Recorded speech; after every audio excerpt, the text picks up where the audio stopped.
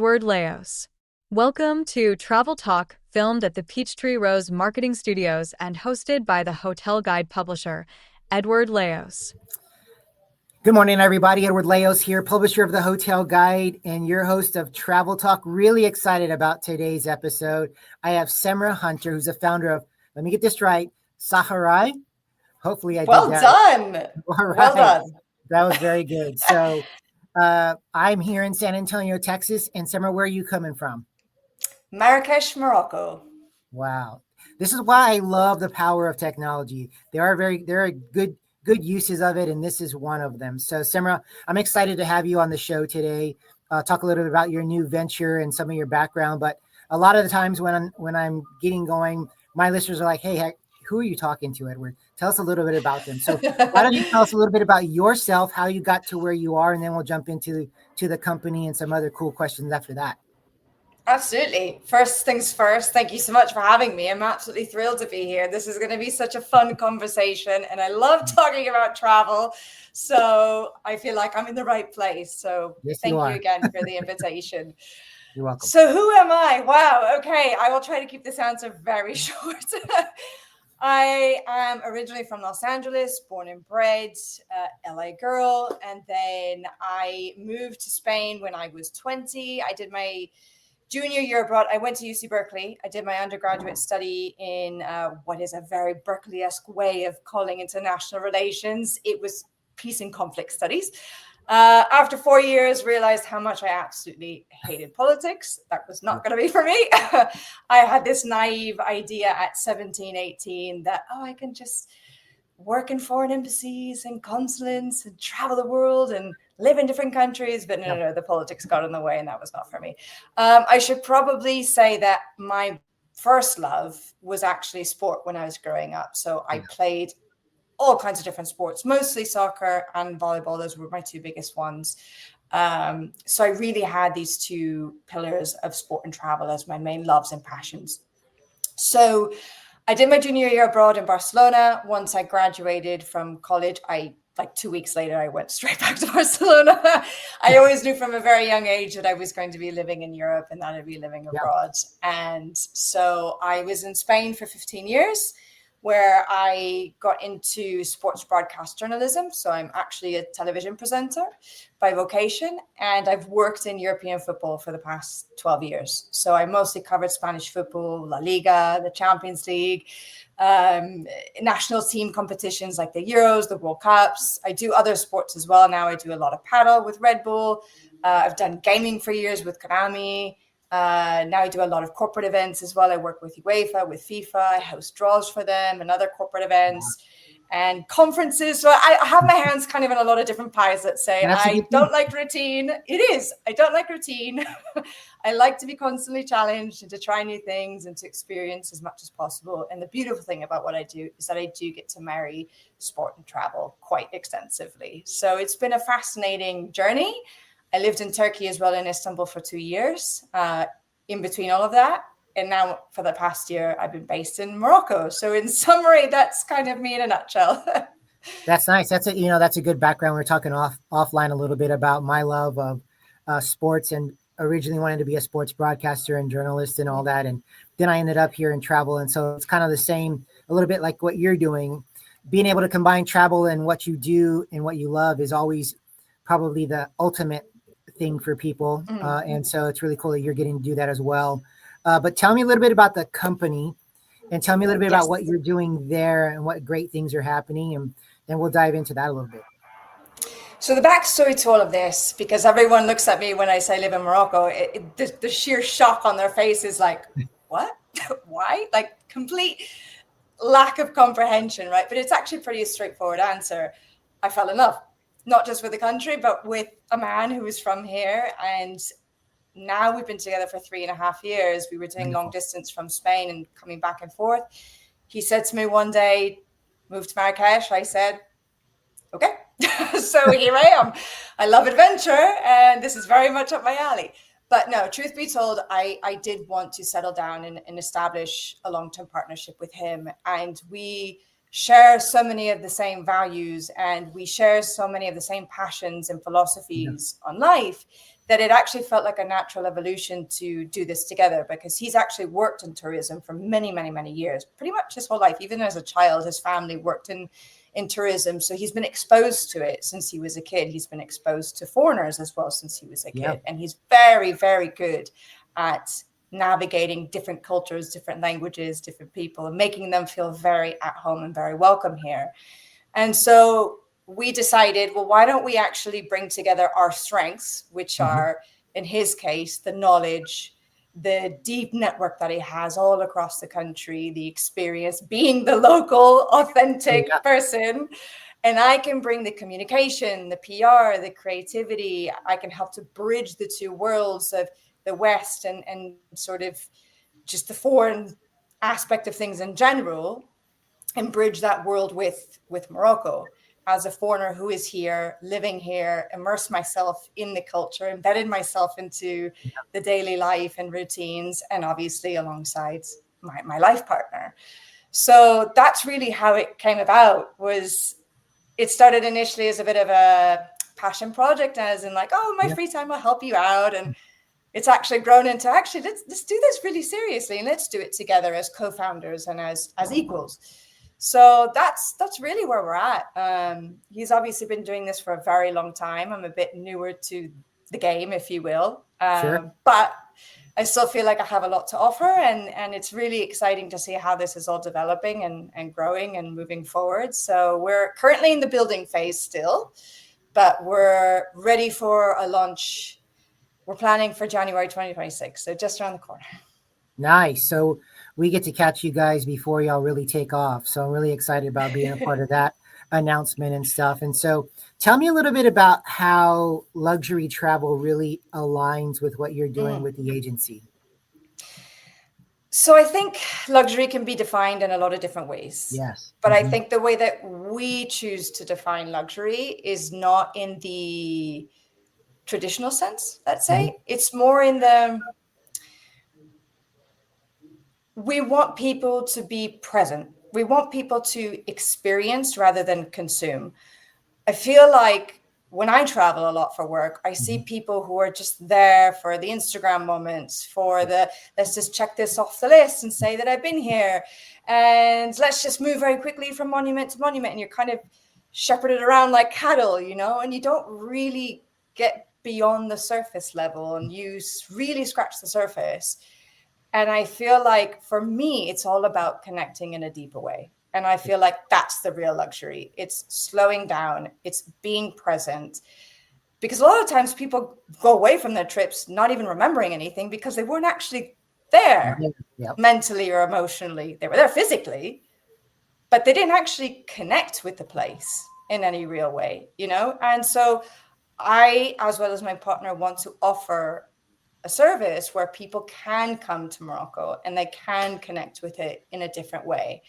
And that way being, of course, to be fully aware, to be fully conscious, to slow down, to put your phone on airplane mode. And if you want, just use it as a camera, but nothing else.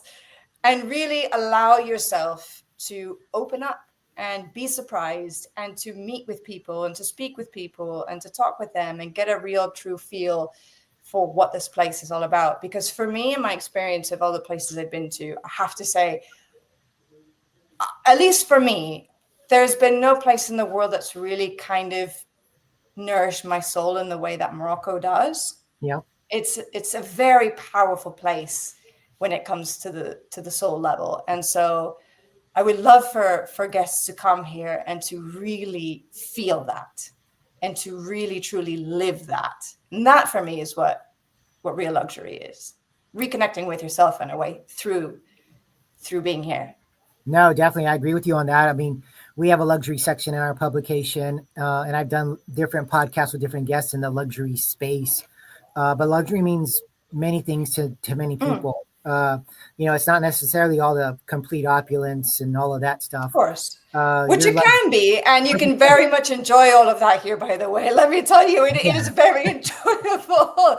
The high-end opulence and that sort of high-end luxury that you're referring to, it is very available and it is very enjoyable. But it's not just about that. At least not for me. Yeah, 100% agree. And I love how you're meshing the luxury side of things with the experiential side of things, because experiential travel is just going next level, but it's really being there. It's really about being engaging in the place you're at and coming back better for it. And I think that's what people are hopefully Absolutely. looking for a little bit more. So let's switch from the business side to the personal side, talking about travel. And I always ask my guests these two questions because I get some great answers from them. But what are some of your favorite travel destinations, which I already know one of your answers because you're there. But then also, what are some places on your bucket list for travel? Oh, I love this question. Okay. I would say Cambodia Okay. was really a place that resonated with me. Probably like many kids of the 90s, I was a huge and still am a huge fan of Indiana Jones. And secretly, I want to be Indiana Jones even now. Wow. So going to the jungle and seeing the temples Yep. and seeing Siem Reap and those places in Cambodia, I actually felt like I was in the movies and I felt like I was Harrison Ford. And I was like, this is the coolest thing I've ever experienced in my life. It's awesome. So for me, Cambodia was extraordinary. And the people were some of the kindest, warmest, friendliest, happiest people I've ever met, which to me was really mind-boggling considering the horrors and the atrocities that they went through with the Khmer Rouge, and the fact that pretty much everyone who's alive today had been affected by it in some capacity. Almost everybody alive today lost somebody during that period. And the fact they can just still go through life with this huge smile on their face and be grateful for what they do have. I mean, that place taught me so many lessons. And it really made me rethink a lot of what I thought I knew about life. Yeah. And it really touched me in such a profound way that it stayed with me ever since. And I think I can't remember exactly when I went. I went with my mom, and I think it was about 10 years ago.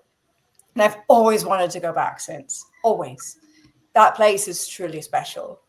So Cambodia would be one of those places. And I would say Turkey, only because I'm actually Turkish as well. My grandfather is Turkish, and we have a huge extended family. It's a wild story, but long story short, my dad had an American mother. He was conceived in Turkey. He was born and raised in the States, but we've always been connected to Turkey. So ever since I was born, we would go every year. We'd visit family. We'd explore the country, and it is incredible when it comes to the history and the nature and just all of those ancient civilizations that have passed through there, and the things that they've left behind, the legacy that they've left behind, the mix of all those different peoples and tribes. It's an astonishing place. The food as well is some of the best in the world, let me tell you. I absolutely love Turkey. I think it is a wonderful place and it offers so much. And it would definitely, for me, I think Istanbul is one of those must visit before you die places. Wow. It's truly exceptional and extraordinary. There's nothing like the Bosphorus. There's no place in the world that connects two continents in one city. It's it's magnificent. It really is. Nice. And then where we'd like to go. Yeah, your bucket list. Okay, how much time do you have? Honestly, there's pretty much nowhere in the world that I wouldn't want to go to. I just love being exposed to so many different places, and the more exotic, the better.